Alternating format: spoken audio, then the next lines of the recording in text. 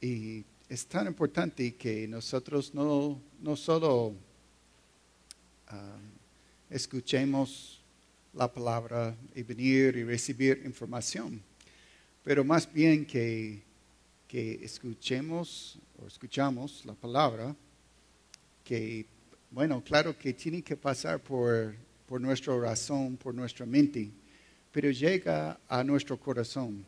Yo escuché una vez que la distancia entre el cielo y el infierno es solo como 12 pulgadas, que sería que como 30 centímetros. Es la distancia entre el cerebro y el corazón. Que uno de pronto recibe la información acá, pero nunca llega a afectar a nuestra vida. Lo importante no es que tenemos mucha información, lo importante es que vivamos la información que tenemos.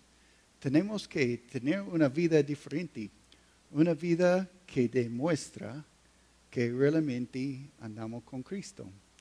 Vamos a pensar en 1 de Juan 3, entonces pueden ir buscando 1 de Juan 3 y pensar en que si puede ser salvo sin ser santo.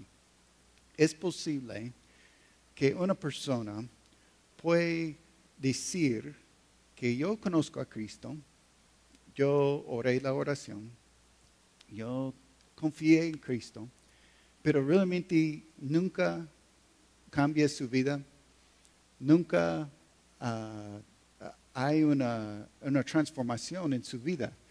Y 1 de Juan es, bueno, estudiar todo el libro es buenísimo, porque me gusta como Juan pone las cosas súper claras. Él nos habla súper claro. Bueno, el problema también es que no nos gusta cuando la palabra nos habla muy claro. No, entonces tenemos que preparar nuestro corazón, estar sensible para recibir la palabra de Dios. Cuando yo estoy pensando en ser salvo sin ser santo, no estoy hablando de que uno tiene que mejorar antes de ser salvo. ¿Ok? Entonces, la primera parte es que no, hay que ser santo. Tenemos que ser santos para ser salvos. Es necesario una transformación de nuestra vida, pero no para iniciar. Cuando hablamos de cómo llegamos a Cristo, estuvimos cantando ahorita de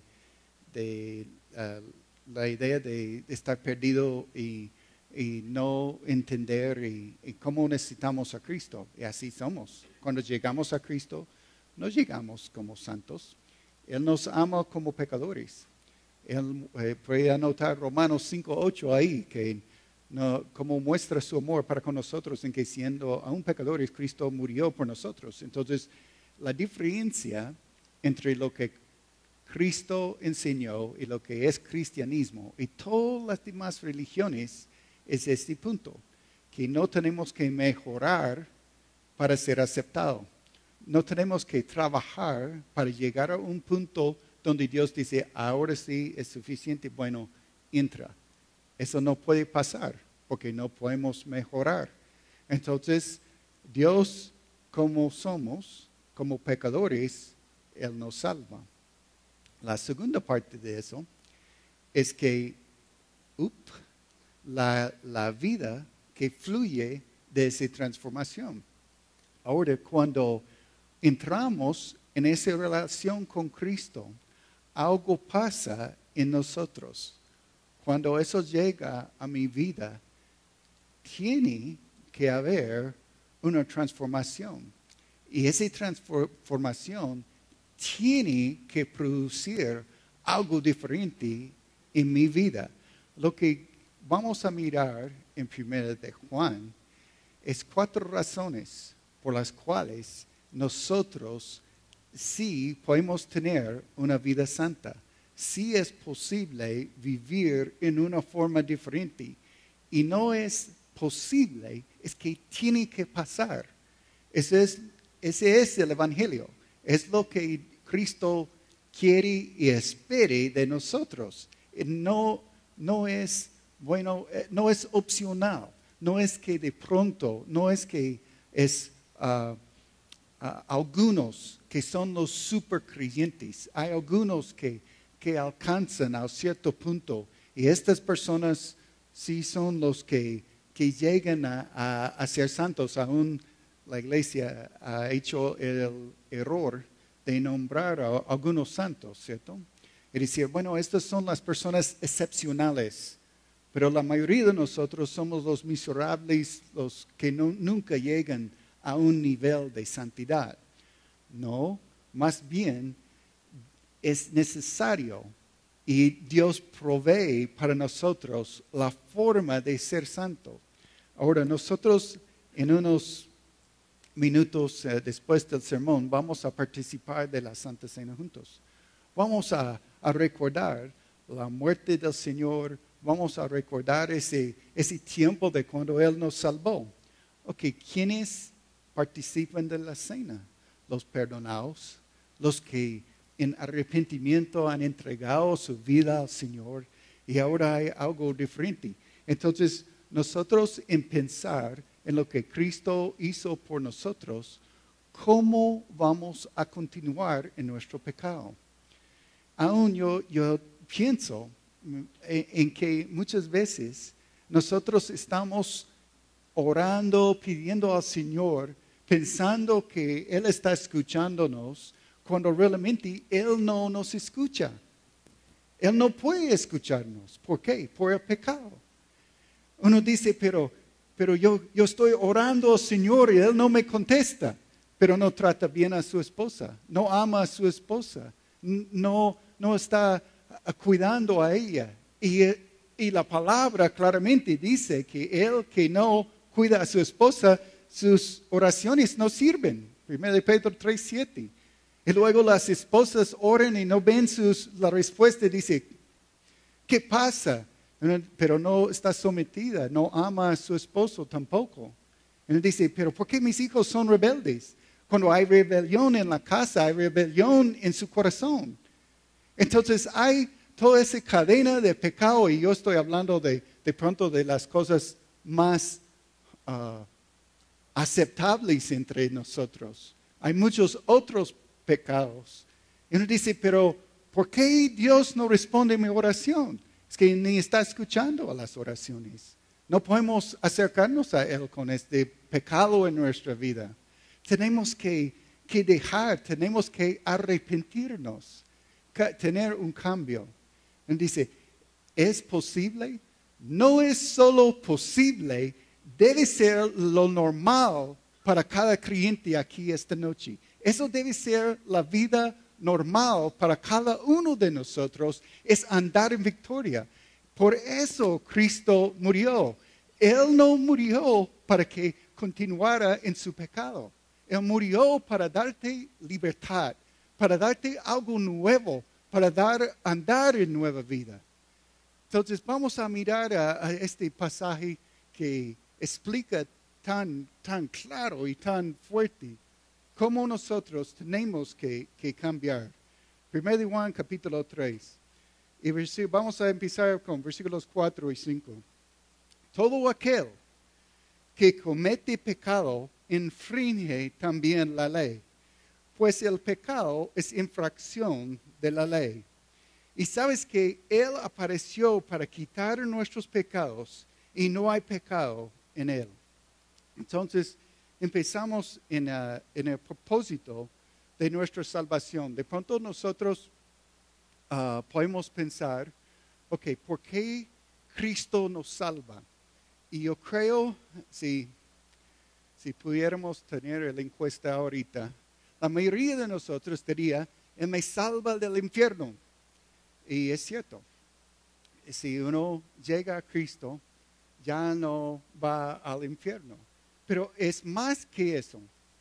Yo creo que no ir al infierno es como, porque como vamos a estar con Él, no vamos al infierno. Pero Él vino para salvarnos de nuestro pecado. Entonces, cuando pensamos en el propósito de la salvación, esa es por la razón por la cual vamos a ver cómo tan importante es dejar el pecado. Porque por eso Él vino para quitarnos este pecado. Quitarnos no solo la pena, y no solo la parte de culpabilidad, porque cuando pecamos, sentimos sucios, tenemos esa carga en nosotros, nos molesta, está encima de mí ese pecado. Él me quita esa parte de ser culpable, me quita la pena de mi pecado, pero también Él quiere librarme de que no estoy viviendo en el mismo pecado. La idea no es pecar y seguir pecando y seguir pecando y seguir pecando. La idea no es que cada fin de semana venir y pedir perdón y seguir viviendo en el mismo pecado. La idea es dejarlo, vivir con libertad, vivir en victoria. Y uno dice, pero ¿eso es posible? Por eso Cristo murió, por eso dio su vida, para darnos libertad, para andar en victoria, que vamos a vivir algo diferente. No, Él no murió en la cruz solo para venir y pasar un tiempo juntos. No, Él vino para darnos libertad. El problema del pecado, el problema que tenemos es que no, y decimos, bueno, nadie es perfecto, nadie hace siempre lo bien. ¿Cuál es la idea del pecado? La idea del pecado es que uno está intentando, pero no llega al blanco, ¿cierto? Llegar al blanco en el centro es el propósito cuando uno está tirando flechas, ¿cierto? La idea del pecado es que uno está intentando, pero nunca llega al centro. Uno no es perfecto, hiere. Él no llega. Errar es el problema del ser humano. Y es lo que cuando Dios habla en cuanto al pecado, nuestro problema es que no llegamos a blanco. No, aun si intentamos y tratamos, y un error grande es pensar por la práctica, si yo trato de esforzarme, de pronto yo voy a llegar más cerca. Pero no es en mi fuerza, no es que yo voy a tratar de mejorar, yo voy a buscar al Señor y Él me va a cambiar, Él me va a transformar. Religión es yo tratando de pegar en el blanco, ¿ok? Religión es que yo estoy tratando de mejorar, yo estoy dando, yo estoy haciendo, yo estoy tratando de vivir como Dios quiere y un día Él va a aceptarme. Es religión. Relación es mi andar con Cristo. Yo vivo con Él y Él me transforma, Él me quita ese problema de errar, de no pegar bien, de no hacer las cosas correctamente. Él me libra de este pecado. Él me quita el pecado. ¿Por qué el pecado es tan malo? Porque la ley es la voluntad de Dios. Cuando vimos la ley, esa es la voluntad de Dios escrita.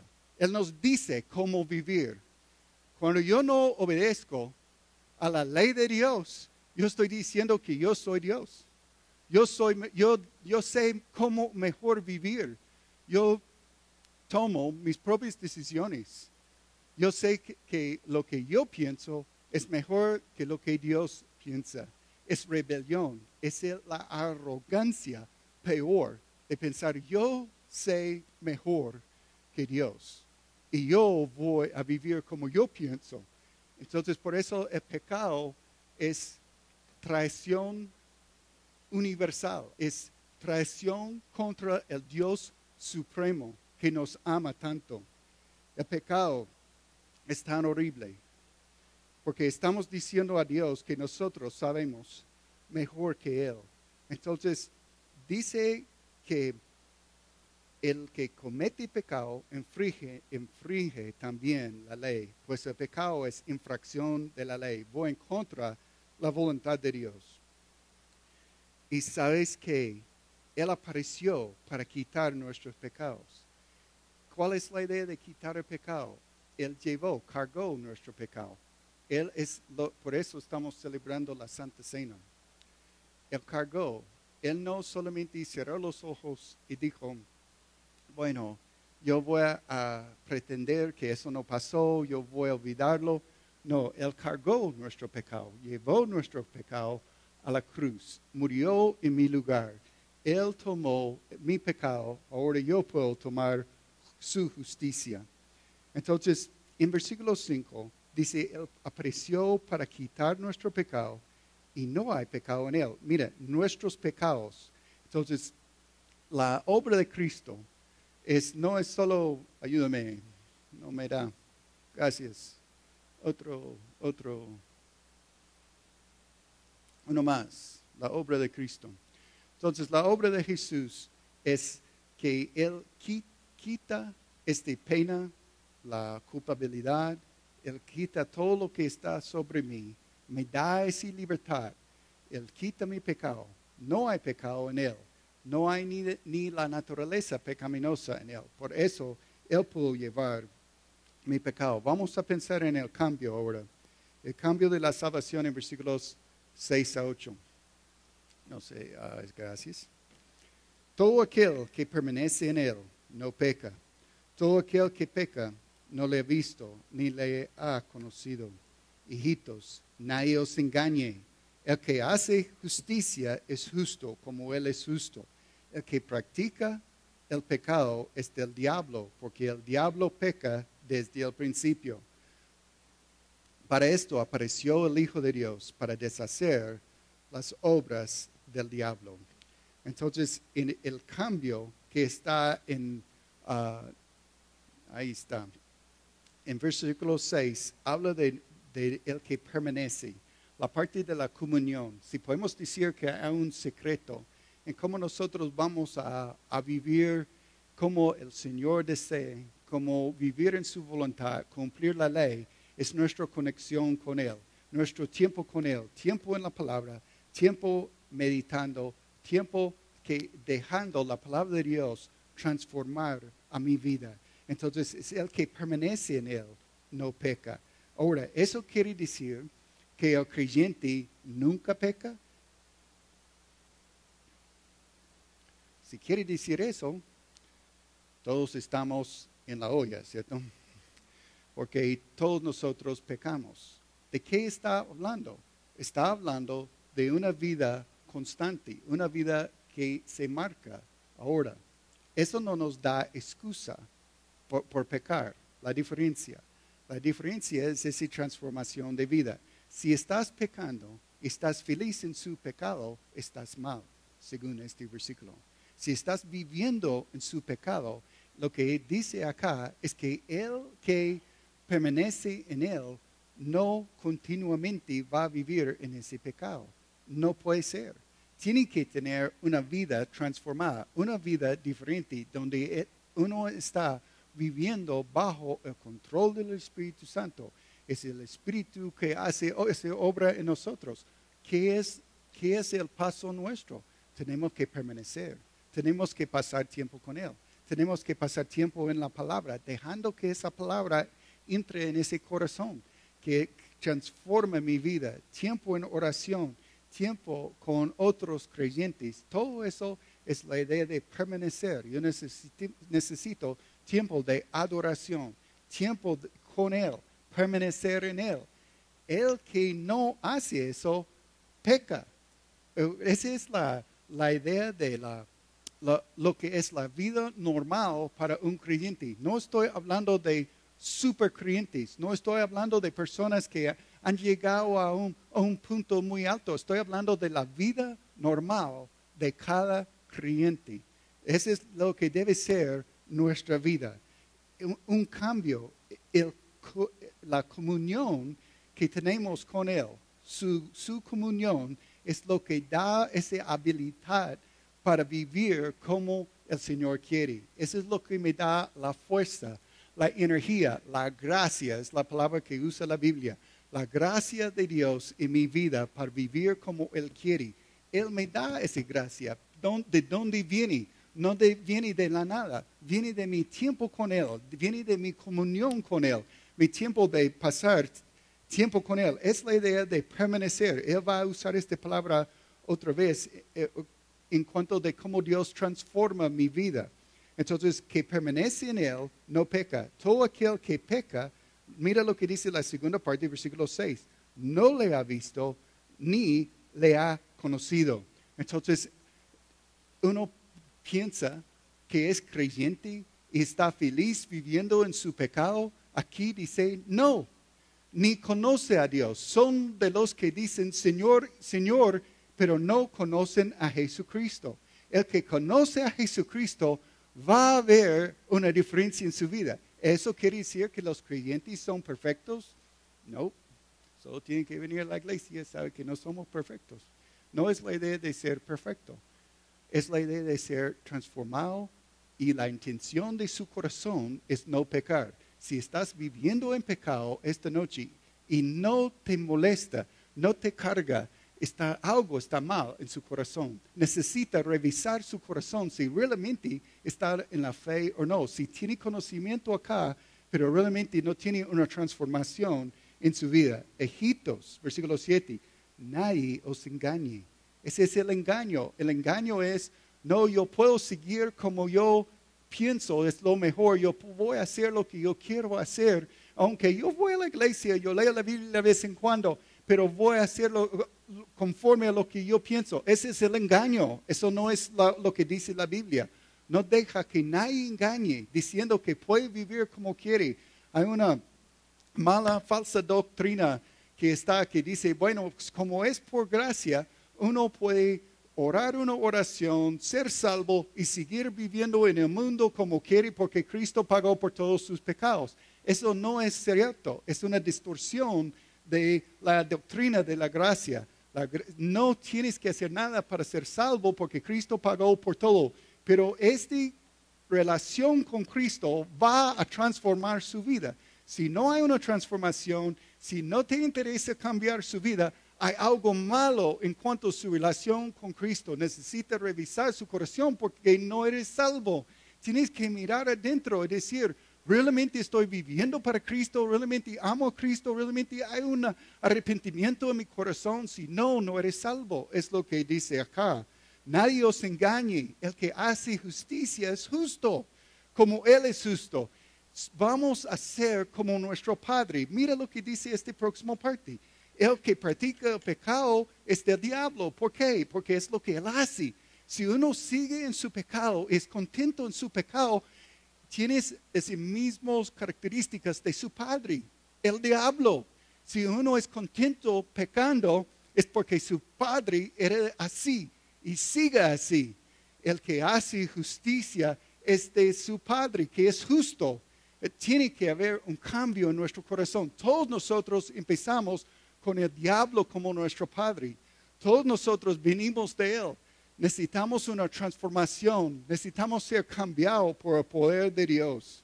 Y es lo que él hace. Mira lo que dice en versículo 9 ahora. Todo aquel que es nacido de Dios, ese es el nuevo nacimiento. Él obra en nosotros. El nacido de Dios no practica el pecado, porque la simiente de Dios permanece. Esa es la misma palabra que él usó en versículo 6. Permanece en él. Y no puede pecar, porque es nacido de Dios. No puede pecar, es la misma idea. No va a continuar en su pecado. No va a tener una vida de pecado. Si tiene ahorita una vida de pecado y no te molesta y no te importa, algo está mal en su corazón. Tiene que revisar adentro de cómo está viviendo. Voy a saltar eso. La nueva vida para la salvación, lo que Dios hace, la obra divina. Dios, ¿qué es lo que Dios hace? Él pone en nosotros su vida, la idea de semiente. Es esa semilla, que la nueva vida que Él pone en nuestro corazón. Eso tiene que dar fruto. Eso tiene que crecer en nosotros. Entonces, cuando uno llega a Cristo, ¿ya es perfecto? No. Pero lo que Dios pone en mí, tiene que crecer, tiene que llevar fruto. ¿Por qué? Porque es la vida de Dios en mí.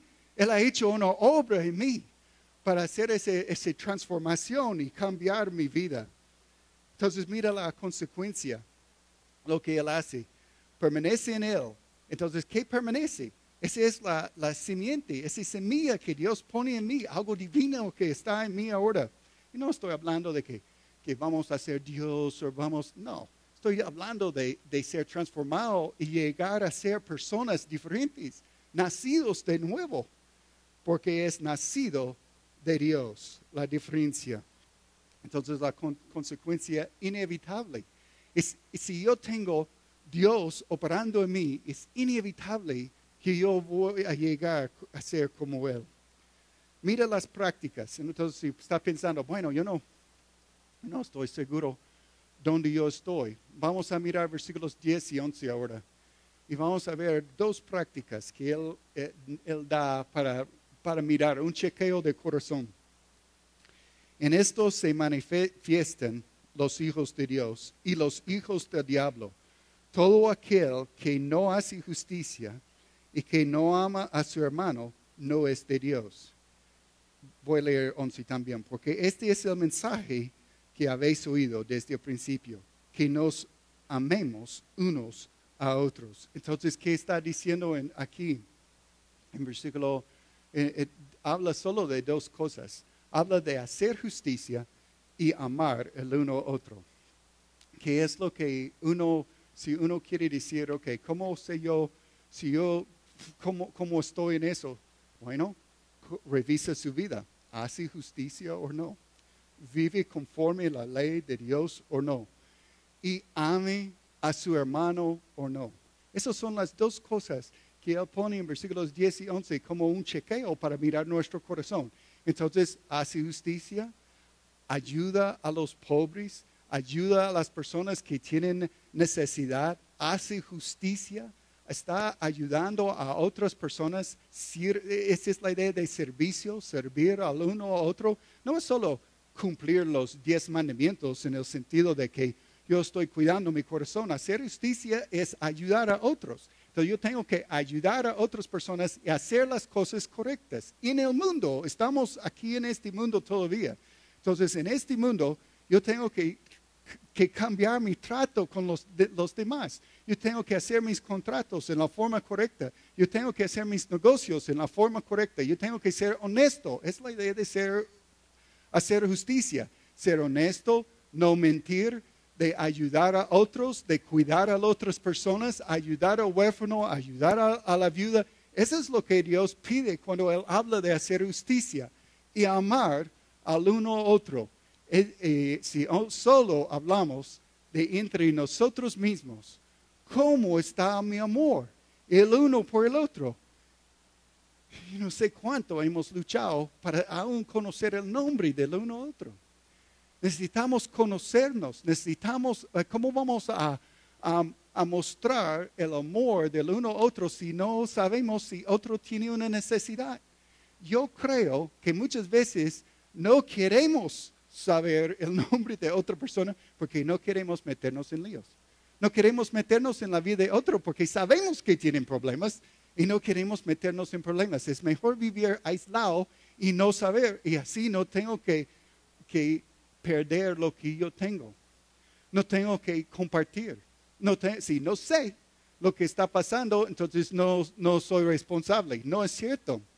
Tenemos una responsabilidad de amarnos el uno al otro. Esa es la segunda cosa. Es la única dos cosas que Él pone en su lista para hablar de si realmente tenemos una transformación en nuestra vida o no. Hacer justicia, amarnos el uno al otro. Necesitamos chequear nuestro corazón. ¿Cómo estamos viviendo?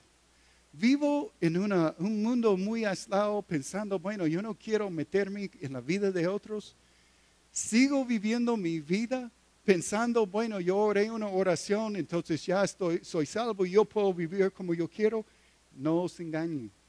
La palabra dice y pide, yo pido a ustedes, no se engañen. No piensen que están bien.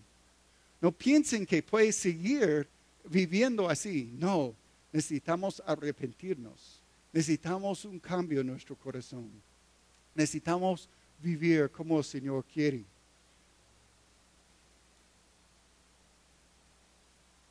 Me preocupa mucho que tenemos forma sin realidad. No es suficiente tener religión. No es suficiente tener una forma de religión. Necesitamos la realidad que se encuentra en el Evangelio de Jesucristo. Un cambio verdadero, donde nosotros amamos el uno al otro con un amor que cuando está sufriendo queremos saberlo, queremos ayudar, queremos saber cómo vamos a apoyar. Que nos conocemos a tal forma que estamos ahí para apoyar el uno al otro. Y vivimos en este mundo. Cuando dicen que él es cristiano, van a decir, él es honesto. Él siempre va a tratar a las personas bien. No es egoísta. Es una persona que comparta. ¿Ese es el testimonio de las personas que nombran el nombre de Cristo? No. Debería ser, tiene que ser, según lo que dice este pasaje. No es una opción y no es para algunos, es para todos nosotros. Vamos a orar juntos y vamos a compartir de la cena. Entonces quiero darles una oportunidad de reflexionar en su corazón.